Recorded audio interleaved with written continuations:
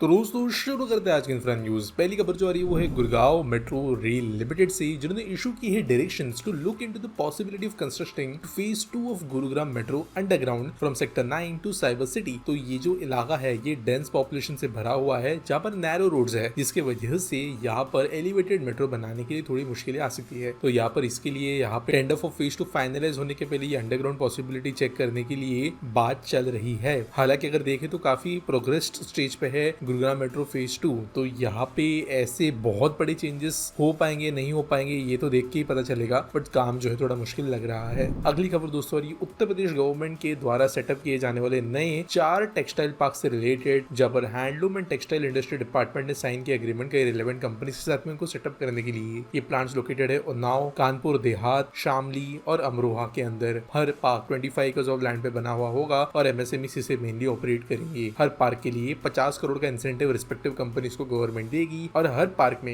Effluent treatment plant मौजूद होगा, जो कि टेक्सटाइल एंड हैंडलूम इंडस्ट्री के लिए बहुत जरूरी है, क्योंकि डाइंग वगैरह होती है। तो यहाँ पर गवर्नमेंट ऑफ उत्तर प्रदेश बहुत ज्यादा कॉन्सेंट्रेट कर रही है टेक्सटाइल पार्क्स पे। अगली खबर दोस्तों, ये हिंदौन एयरपोर्ट से, जहाँ पर अगर आप जानते हो तो दिल्ली के पैरेलली इस एयरपोर्ट ने फिर से फंक्शन करना शुरू किया है और बहुत सारे लोग अब हिंदौन के लिए भी फ्लाइट्स लेते हैं। तो यहाँ पर कहा गया है कि एज शॉर्ट टर्म मेजर इस एयरपोर्ट को एक्सपांड किया जाएगा 770 स्क्वायर मीटर्स के स्पेस के अंदर और 9 महीनों के अंदर यहाँ पे टेंडर अवार्ड कर दिया जाएगा, ऐसे एयरपोर्ट अथॉरिटी ऑफ इंडिया का कहना है। 8.5 करोड़ की कीमत से ये एक्सपांशन होगा। 22,050 स्क्वायर मीटर स्पेस जो है, जो एग्जिस्टिंग है, उसको ये एडिशन के तौर पे होगा, जहाँ पर 770 स्क्वायर मीटर एडिशनल स्पेस होगा, जिसकी वजह से आर्ली 150 से 450 पैसेंजर्स एडिशनली होस्ट ये एयरपोर्ट कर पाएगा। अगली खबर दोस्तों आ रही है हमारी maritime operation centre and communication centre से लोकेटेड, जो कि लोकेटेड है न्यू दिल्ली में, जहाँ पर सुप्रीम कोर्ट ने ट्यूसडे को गो अहेड दे दिया है नेवल हेडक्वार्टर्स को बनाने के लिए। 450 करोड़ का ये प्रोजेक्ट है, जिसका नाम ऑब्वियसली नौसेना भवन होगा। और यहाँ पे लैंड एक मॉर्फोलॉजिकल रिच पे होने की वजह से, कुछ ट्रीज एंड एनवायरनमेंट का इशू होने की वजह से ये कोर्ट के अंदर केस चल रहा था, लेकिन फाइनली इसकी परमिशन मिल गई है, जब पर 1.9 हेक्टेयर्स ऑफ लैंड की फॉलिंग यहाँ पे करके इस नेवल हेडक्वार्टर को बनाया जाएगा।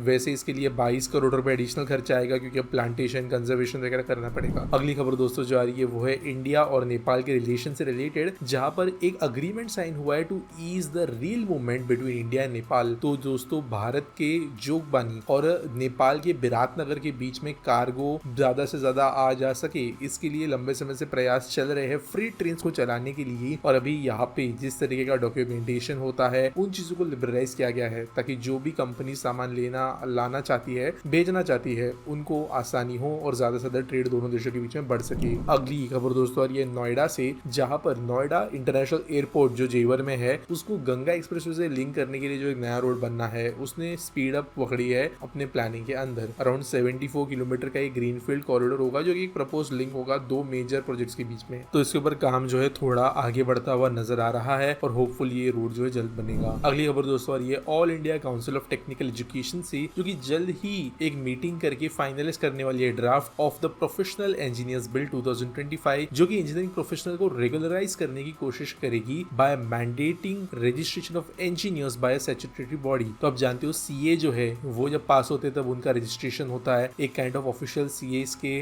बोर्ड के अंतर्गत वो आते हैं। सिमिलर डॉक्टर्स के साथ भी होता है, लेकिन हालांकि उनके बोर्ड्स कई सारे हैं। सिमिलरली इंजीनियर्स का कुछ एग्जिस्ट नहीं करता। इसी को देखते हुए यहाँ पर कई सारे आईआईटीज मिलकर, इंडियन प्रोफेशनल इंजीनियर्स काउंसिल वगैरह जो है मिलकर एक 27 मेंबर की कमेटी बनाएगी, जिसके बाद में रेगुलेटरी बॉडी यहाँ पे इंजीनियर्स के लिए भी अवेलेबल होगी। तो डॉक्टर्स, लॉयर्स और फार्मासिस्ट के बाद में इंजीनियर्स के लिए भी एक रिप्रेजेंटेटिव बॉडी बनने वाली है। अगली खबर दोस्तों ये दिल्ली सरकार से, जिन्होंने अप्रूव किया है 220 करोड़ रुपए का budget for construction of 4.5 kilometre of drain in the most water logging prone parts of the city. तो दोस्तों irrigation and flood control department के द्वारा ये प्लान किया गया। मेनली ये रेलवे लाइन के आसपास की जगह होगी, मुनका ऑल स्टेशन और नजफगढ़ के पास की, जहाँ पर सप्लीमेंट्री ड्रेन जो है वो दिल्ली बठिंडा रेलवे लाइन के साथ साथ बनेगा। यहाँ पर ये प्रोजेक्ट जो है होपफुली इस तरीके का काम कर लाएगा कि इन रीजन में फिर से फ्लडिंग नहीं है और वाटर लॉगिंग नहीं होगी। आज के एसपीटी सवाल के बारे में बात करें तो आयुष्मान जोशी पूछते हैं, how fast will India be able to construct new high speed rail corridors after Mumbai Ahmedabad bullet train as was in case of Delhi metro?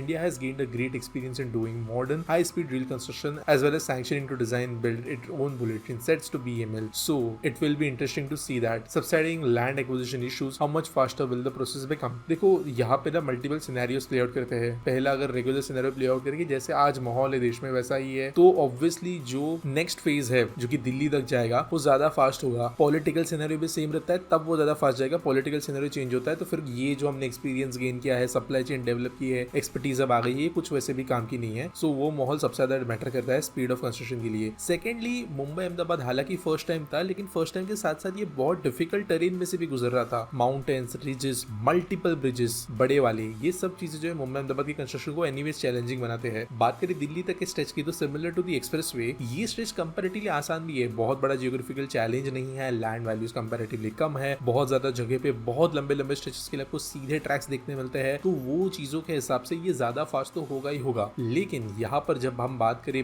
Designing on bullet train sets की तो ये थोड़ा अभी भी स्केप्टिकल चीज है, क्योंकि रेस का इशू अब तक सॉल्व नहीं हुआ है। हालांकि जो बाकी सप्लाई चेन है, चाहे वो लॉन्चर्स का हो, जिस तरीके से हम अभी ट्रैक्स बनाना सीख रहे हैं, उसके लिए लगने वाला हाई स्ट्रेंथ स्टील हो गया, जो सिग्नलिंग सिस्टम हम जो है कहीं ना कहीं कंपनी से डेवलप करवा रहे हैं, वो ऑब्वियसली एक बहुत बड़ा एज देगा। अगर मेरे हिसाब से देखे तो सिनेरियो अगर सही रहता है तो next 5 years after opening of first phase Delhi तक भी हमें चीजें बनते हुए नजर आएगी, कंप्लीशन होते हुए नजर आएगी। उम्मीद करता हूं आपको सवाल का जवाब मिल गया होगा। अगर आपके पास कोई सवाल है तो आप कमेंट सेक्शन में मुझे पूछ सकते हो। कोई न्यूज अगर सबमिट करने के लिए है तो उसके लिए आपको डिस्क्रिप्शन में लिंक मिल जाएगी। मिलेंगे अगली वीडियो में।